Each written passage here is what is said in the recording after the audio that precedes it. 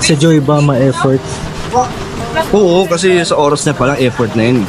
Kung may pasok siya, pagkatapos ng klase niya, kagad, vlog, di ba? Pag may Danjoy. Every Saturday. Kaya, minsan pag wala siyang pasok, Oo. hindi bigay ni oras. Ay, oo sa- nga nung naglaba kayo. Effort Walang pasok niya. na, di ba? Di ba?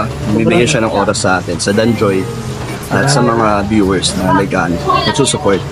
Saka ano din, isa din sa ma-considered na ma-effort ka kasi kung hindi ka nag-initiate dun, hindi magkakaroon ng ganong episode.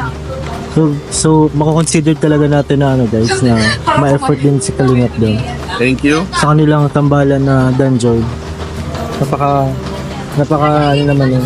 Ikaw kuya, kung may isang bagay ka na gustong ibigay kay Joy. Ano yun? At bakit? May gusto kong isang bagay na ibigay sa kanya. Grabe, ang hirap nun ah. Bagay lang naman. Ano yung unang pumasok sa isip mo kapag, ay si Joy. Ano? Tapos nandun si Joy eh.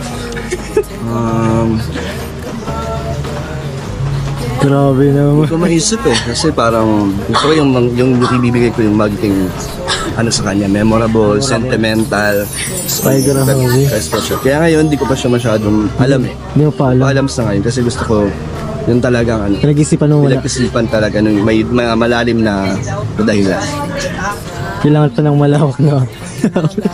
Siguro mga next episode. Nag-episode? Next Grabe. episode. Pag tumagal pa, baka malaman ko na.